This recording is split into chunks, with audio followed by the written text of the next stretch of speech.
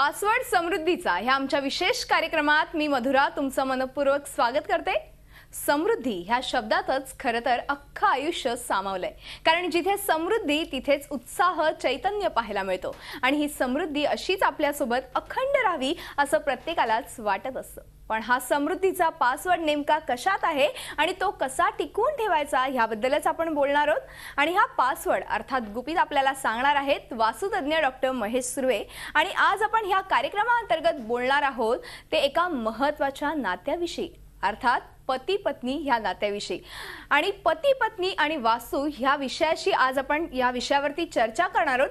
Doctor Mahesh Surve आज आपल्याला नातेसंबंध आणि वास्तू ह्याचं महत्त्व पटवून देणार आहेतच। आणि त्याचबरोबर महेशजी तुमचं खूप खूप स्वागत आहे पासवर्ड समृद्धीचा आमच्या खास कार्यक्रमामध्ये। पासवर्ड समृद्धीच्या ह्या खास कार्यक्रमामध्ये आज आपण पती पत्नी आणि वास्तू ह्या विषयावरती चर्चा करणार आहोत। मात्र वास्तुशास्त्रात असं पूर्वापार आलेलं पार चालत आलेलं शास्त्र आहे आणि ह्या शास्त्राचा सुयोग वापर केला तर आपल्या घरात येणाऱ्या निगेटिव्ह एनर्जीज आपण ह्या शास्त्राच्या आधारे कशा रोखू शकतो आणि ह्या समृद्ध जीवनाची गुरुकिल्ली नेमकी कशी साधता येईल। काही प्रश्न किंवा शंका असतील तर तुम्ही आमच्या टोल फ्री क्रमांक 1800221010 वर संपर्क साधून त्यांना थेट प्रश्न विचारू शकता। तेव्हा आम्ही लगेचच चर्चेला सुरुवात करतोय। पुन्हा एकदा स्वागत आहे महेशजी। आणि अर्थातच आजचा जो आपला विषय आहे तो अतिशय महत्त्वाचा आहे, कारण की आपण बघतोय की नेहमीच असं बोलत आलंय की स्वर्गातच खरं तर या लग्नाच्या गाठी बांधल्या गेलेल्या असतात। मात्र बऱ्याचदा आत्ताच्या परिस्थितीमध्ये आपण बघतो की भरपूर अशा केसेस आहेत की कुठेतरी या गाठी आहेत त्या सुटताना दिसतात आणि त्याचं मेन काय कारण आहे, त्याच्या मागची काय कारणं असू शकतात ह्याचा आपण थोडासा वेध घेणार आहोत या कार्यक्रमाच्या माध्यमातून। माझा सगळ्यात अगोदर तुम्हाला प्रश्न असा आहे की पती पत्नी आणि वास्तू या विषयाबद्दल तुमचं नेमकं मत काय आहे? पती पत्नी जे नातं आहे हे सगळ्यात जगात म्हणजे एक फार वेगळं नातं आहे, अतूट आणि फार अनमोल म्हणतो ना, नाजूक नातं आहे। ही गाडी या दोन पायासारखी असतात, चाकं जी असतात यातला जर बॅलन्स चुकला तर गाडीचं जी काही चालण्याची जी वेग असतो किंवा अपघात होण्याचे जे चान्सेस असतात ते वाढतात। तसंच आहे पती पत्नींमध्ये थोडा जरी ताळमेळ चुकला ना तरी पूर्ण घराची वाट लागू शकते किंवा हे जे नातं फाटलं किंवा तुटलं तर आयुष्याचं दुखणं होऊन जातं, काय की नाही? आयुष्याचं दुखणं होऊन जातं, प्लस ते जगणं फार मुश्किल होऊन जातं। किंवा म्हणूनच तर आता काय होतं की लोक फार शॉर्ट टेम्पर होत चाललेत किंवा हे जे रिलेशन आहेत फार शॉर्ट होत चाललेत। आता जेव्हा प्रत्येक घरामध्ये जातो आपण तेव्हा 100 80 ते 70% लोक अशी आढळतात आपल्याला की त्याचे रिलेशन कुठेतरी फाटलेत किंवा कुठेतरी त्यांचे युद्ध चालू आहेत किंवा काय चालू आहे, शीतयुद्ध चालू आहेत, हे पाहायला आढळतं। गेल्या वेळेला आपण जो कार्यक्रम केला नातेसंबंध, ह्या कार्यक्रमानंतर मला सांगतो अक्षरशः हजारो कॉल आले आणि हजारो लोकांनी आपल्या समस्या मांडल्या आणि अनेक लोकांच्या अजून समस्या बाकी आहेत म्हणजे सोडवायच्या, कारण पाऊस या आठवड्यात भरपूर होता। तर या लोकांना मी सांगू इच्छितो की तुमच्या समस्या मी नक्की सोडवेन, तुमच्या घरापर्यंत मी नक्की येईन। तर पती पत्नींमध्ये बोलवतो। पती पत्नींचा जो आहे यामध्ये अनेक कारणं असू शकतात। म्हणजे वास्तू म्हणजे मुळात आपण जो क्लोज झालेला मीडिया, सोशल मीडिया किंवा आपण पाश्चात्य संस्कृतीला अनुकरण करतोय आणि त्यात कुठेतरी 50% वास्तूचा संबंध आहे असं माझ्या अभ्यासाने मला आढळलं। ते मी स्पष्ट करू इच्छितो। नक्कीच नक्कीच सर, आपण ह्याविषयी चर्चा करणारच आहोत। आपल्याला फोन कॉल्स यायला सुरुवात झालेली आहे कारण की आपला आजचा जो विषय तो अतिशय महत्त्वाचा आणि जिव्हाळ्याचा आहे। तर पहिला आपण फोन घेऊया। स्नेहल पाटील बोलतायत, विचारा काय प्रश्न आहे? नमस्कार स्नेहल, बोला। माझं लग्न होऊन 2 वर्ष झाली, पण मी कुंभ राशीची आहे आणि ती मेष राशीची आहे। आमच्या दोघांच्यात नेहमी वादविवाद होत असतात। ती आणि माझी बर्थडे एकच आहे, 1983 ची। आणि तुमचं घर कुठल्या दिशेला तुमचं दरवाजा आहे? नाही, यांचा जो प्रश्नाचं उत्तर आहे ना हे मी या पुढच्या प्रश्नामध्ये देऊ इच्छितो। कारण असं आहे की एक्झॅक्टली यांना माहित नाही की वाद कुठल्या याच्यावर होतात। वाद हे 4 प्रकारे होऊ शकतात घरामध्ये पती पत्नी। एक तर आर्थिक बाबींवर होऊ शकतात, 2 सामाजिक प्रतिष्ठेवर होऊ शकतो, तिसरा एक गोष्ट आहे ते म्हणजे बौद्धिक लेवलला, म्हणजे बौद्धिक जर चढावड असेल किंवा कमतरता असेल, कुठेतरी ताळमेळ चुकत असेल तर होत असेल, किंवा शारीरिक सुख किंवा मानसिक समाधान जर भेटत नसेल तर तिथे देखील पती पत्नींचे वाद होऊ शकतात। आता बघा एक छोटीशी मला कविता आठवते की एकाच छताखाली राहतो म्हणून आम्ही सर्वांना सांगतो की आम्ही एकत्र राहतो, परंतु घरात देखील बोलायचं ठरल्यास आम्ही आमच्या मोबाईलवरच बोलतो. अशी ती छोटीशी कविता मला आठवली.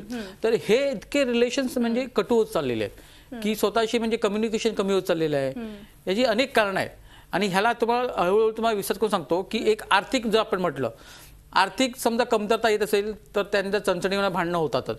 परंतु काही घरांमध्ये असं देखील बघितलं की पैसा अमाप आहे, पैशाचा काही प्रॉब्लेम नाही, तरी देखील तिथे आर्थिक याच्यावरनं म्हणजे संबंध हळूहळू खराब होतात. फॉर एक्झाम्पल ज्यांच्याकडे भरपूर पैसे आहेत त्यांच्या प्रत्येक बेडरूम मध्ये एक टीव्ही आहे. बरं. आणि जो तो आपल्या टीव्ही मध्ये किंवा मोबाईल मध्ये गुंतलेला असतो. आणि हे जे काही इंटरनल कम्युनिकेशन मग मुलांशी म्हणा किंवा पत्नीशी कम्युनिकेशन आपलं कमी होत चाललेलं आहे. असे भरपूर दुसरा एक तुम्हाला पॉईंट सांगतो किंवा जो सामाजिक प्रतिष्ठेचा आहे, कुठली तरी अशी एक घटना घडते आपल्या हातातून की जिथे प्रतिष्ठेला धक्का लागतो किंवा प्रतिष्ठेला कुठेतरी मान सन्मान मिळायला त्रास होतो, तेथे देखील पती पत्नीचे रिलेशन हळूहळू थोडेसे कमी दुरावतात. नक्कीच. आपल्याला अजून एक फोन आलाय सर, आपण फोन घेऊया. अलका जैन बोलतायत धुळ्यावरनं. विचारा काय प्रश्न आहे. नमस्कार अलकाजी, बोला. नमस्कार मॅडम. नमस्कार. माझा प्रश्न आहे, माझा सून आणि मुलगा 5 वर्ष झालेत लग्नाला, वारंवार भांडणं होत असतात त्यांची. बरं. 5 वर्ष झाली आहेत. हो, 5 वर्ष झाली. 2 मुलं आहेत त्यांना. सगळी परिस्थिती चांगली, सगळे, पण ती वारंवार भांडत असते. तुमच्या एकटा मुलगा आहे मला. भांडण्याची कारण काय आहेत किंवा वास्तूची रचना काय तुमच्या घरामध्ये, हे महत्वाचं आहे. वास्तूची रचना. पूर्व दिशेची वास्तू आहे आमची. बरं. ईशान्य कोपऱ्याला देवारा वगैरे, त्यांची बेडरूम ईशान्य कॉर्नरची इकडे. बरं कळलं. नक्कीच. काय सांगाल महेशजी? केव्हा केव्हा भांडणं आहे ना ही आर्थिक होतात, व्यवहारिक लेवलला होतात.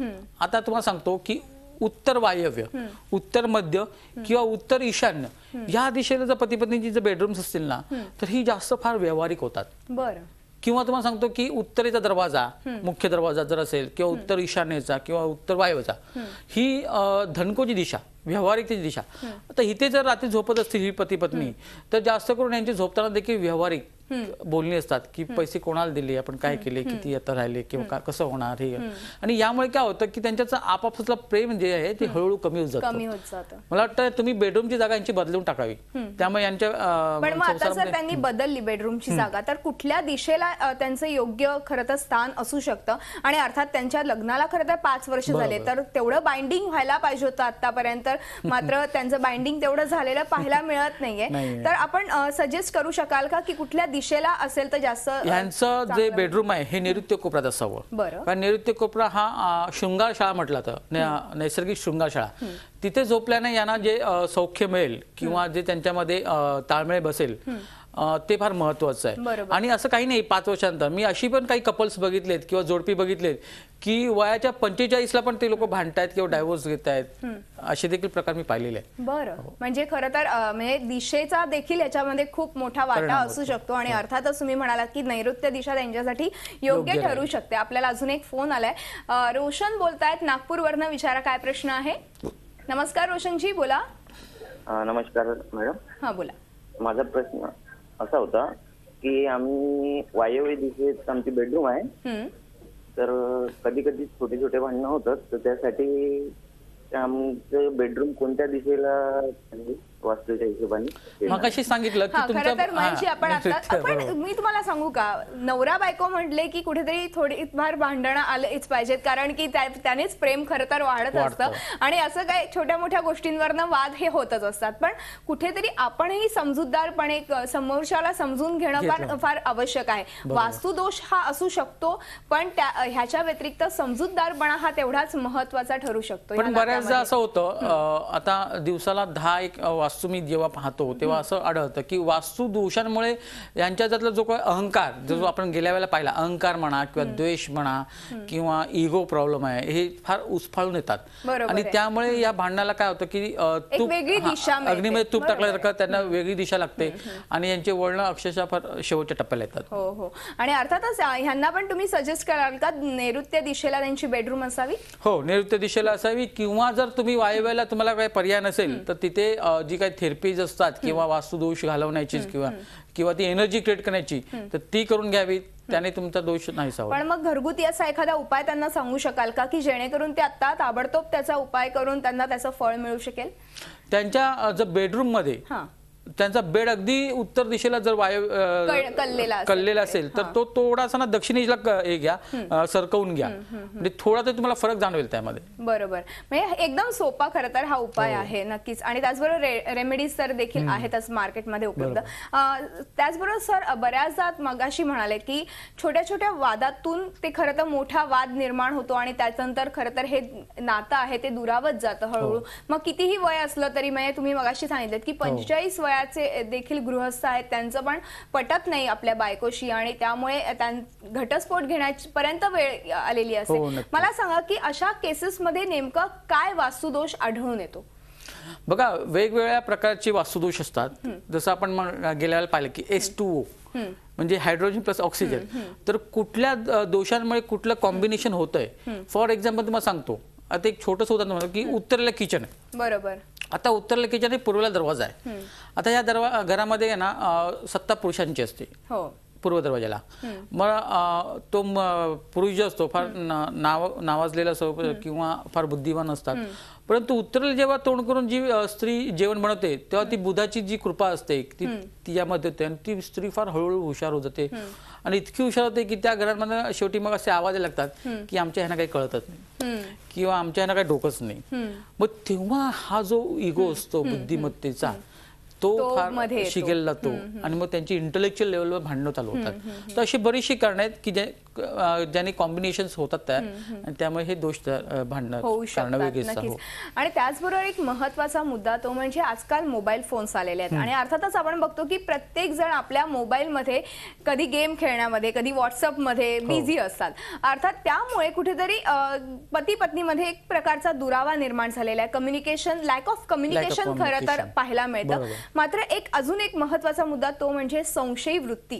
कारण की प्रत्येक वेळेस का ह्याचा मोबाईल वाजतोय, का माझ्या बायकोचा मोबाईल वाजतोय, का एवढे फोन्स येत आहेत, का एवढे मेसेजेस येतात, असे एक संशयी वृत्ती निर्माण होते आणि त्यावेळी कुठेतरी वादाला तोंड फुटतं. आणि ह्याचं महत्वाचं कारण हे मोबाईल फोन्स आहेतच, पण त्याचबरोबर कुठेतरी संशयी वृत्ती देखील आहे. तर ही संशयी वृत्ती नेमकी वास्तुदोषामुळे येऊ शकते का? 4-5 कारण आहेत त्याला संशयाला.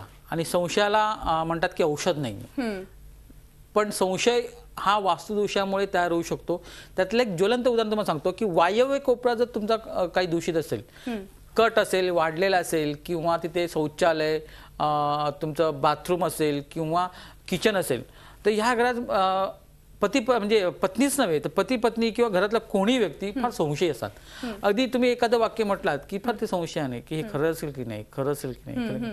एक तुम्हाला लोखंडवाला, आपलं जे मुंबईतलं लोखंडवाला कॉम्प्लेक्स आहे तिथलं तुम्हाला उदाहरण सांगतो. चांगले व्यवस्थित वेल सेटल होते, उत्तरांचलमधून इथे शिफ्ट झालेले आणि तिला फक्त संशय आला की माझ्या मिस्टरांचं कुठेतरी काही चाललंय आणि वय वर्ष त्याचं 48.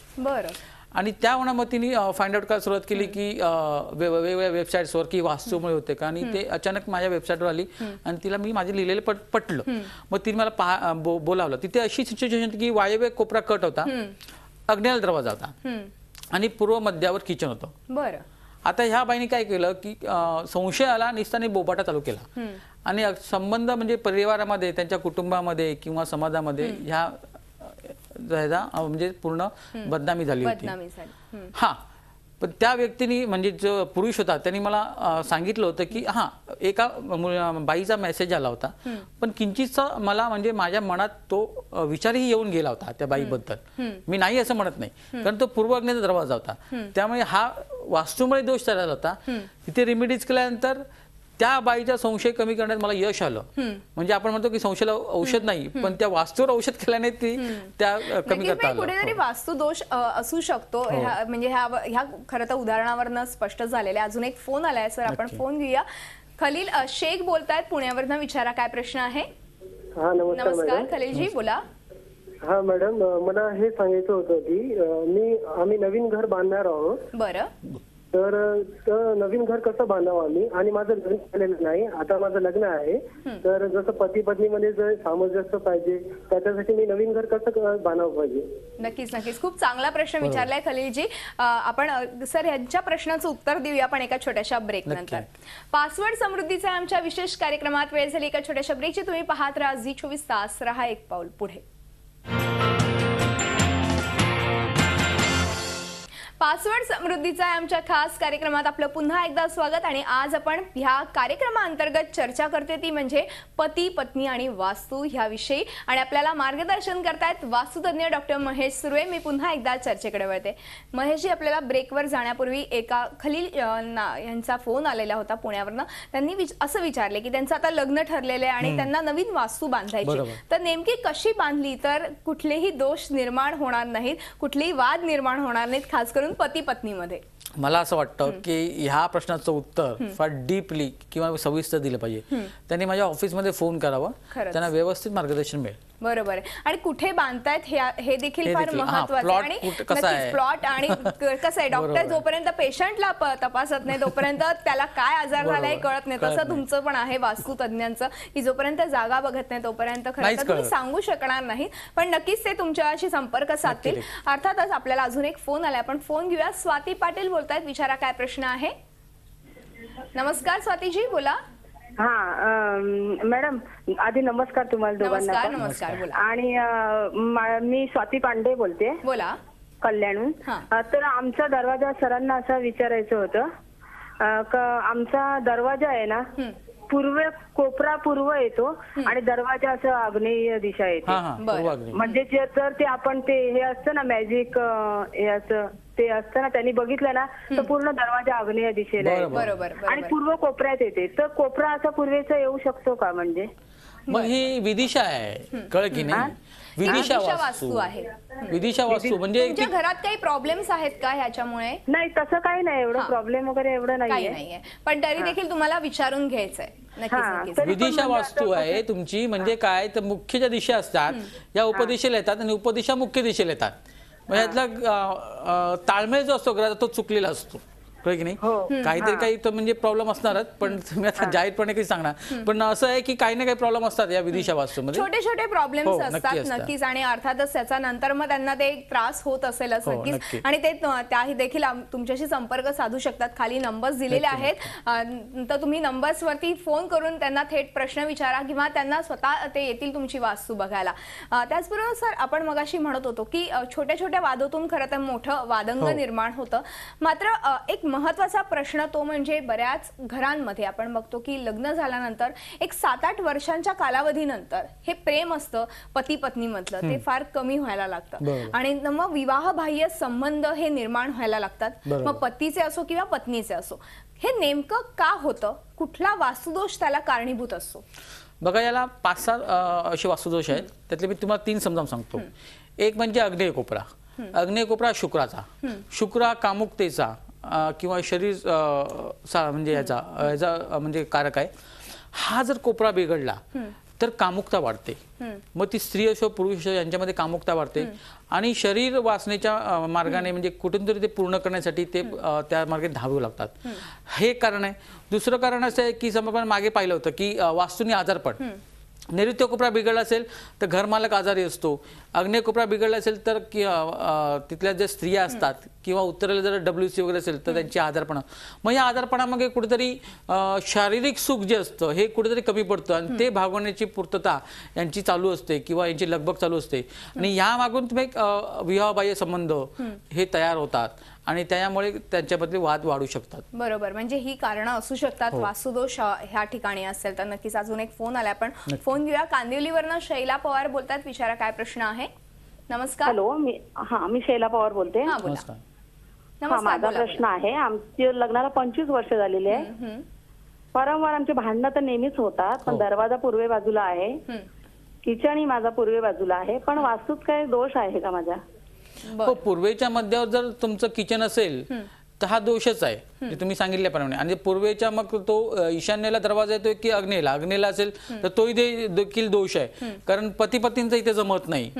जर अग्नीचा दरवाजा असेल तर फार कमी जमतो, किंवा पूर्वेच्या जर मध्यावर जर किचन अग्निजळ असेल तर वादविवाद म्हणा, किंवा ब्लड प्रेशर, डायबेटीस आपण मागे पाहिलं, किंवा थोडंसं बाहेर लोकांची बदनामी सहन करायला लागते, तर इत्यादी प्रकार होऊ शकतात शिलाईचे. नक्कीच. म्हणजे आणि त्यांनी खरं तर तुमच्याशी संपर्क साधून खरं तर त्यांचा जो वास्तुदोष निवारण तुम्ही करू शकतात. नक्कीच. सर, आपण एक छोटासा ब्रेक घेऊ आणि ब्रेक नंतर अशी चर्चा पुढे चालू ठेवूया. पासवर्ड समृद्धीच्या आमच्या खास कार्यक्रमात पुन्हा एकदा वेळ झाली का छोट्याशा ब्रेकची. तुम्ही पाहत राहा झी 24 तास, रहा एक पाऊल पुढे. पासवर्ड समृद्धीचे आमच्या खास कार्यक्रमात आपलं पुन्हा एकदा स्वागत आहे. आणि आज आपण चर्चा करतोय ती म्हणजे पती पत्नी आणि वास्तू याविषयी. आणि आपल्याला मार्गदर्शन करतायत वास्तुतज्ञ डॉक्टर महेश सुरे. मी पुन्हा एकदा चर्चेकडे वळते. सर, खरं तर म्हणजे हा विषय जेवढा आपण बोलू तेवढा कमीच आहे. मात्र एक शेवटचा आणि जाता असा प्रश्न तुम्हाला विचारायचा वाटतो की खरं तर पती पत्नीचं हे नातं आयुष्यभर टिकावं असं प्रत्येकाला वाटत असतं. कारण की जेव्हा लग्नामध्ये आपण 7 फेरे घेतो तेव्हा जन्मभर हीच पती आणि जन्मभर हाच पती राहावा असं प्रत्येक वाटत असतं. पण हे नातं नेमकं कसं टिकवता येईल आणि त्यासाठी नेमके कोणते वास्तुदोष नसावेत असं तुम्हाला वाटतं आणि तुम्ही काय आपल्या प्रेक्षकांना सांगाल? प्रथम तर मी सांगेन की कम्युनिकेशन ठेवा एकमेकांमध्ये, कारण तो फार कमी होत चाललाय. मी जेव्हा जेव्हा लोकांच्या घरात वास्तुप्रश्न आठवतो तेव्हा कम्युनिकेशन फार कमी होत जातो. दुसरी गोष्ट म्हणजे भले तुम्हाला पटो की ना पटो, पण ही जी निर्जीव वस्तू आहे ही सजीवांना फार म्हणजे त्रासही देऊ शकते आणि सुखातही ठेवू शकते. एक निर्दोष जी वस्तू असते ना, हे निर्दोष घर उभं करू शकते किंवा तुमच्या करिअरमध्ये उभं करू शकते.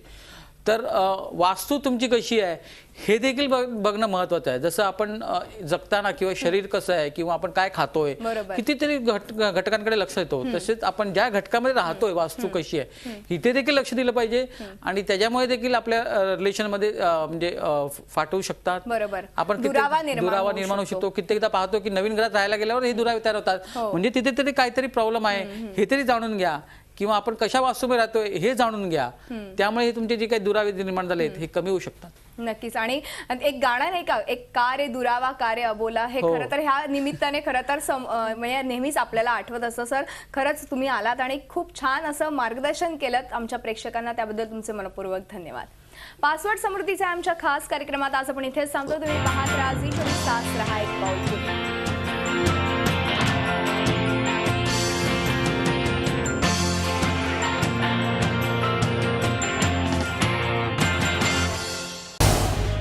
झी 24 तास, रहा एक पाऊल पुढे.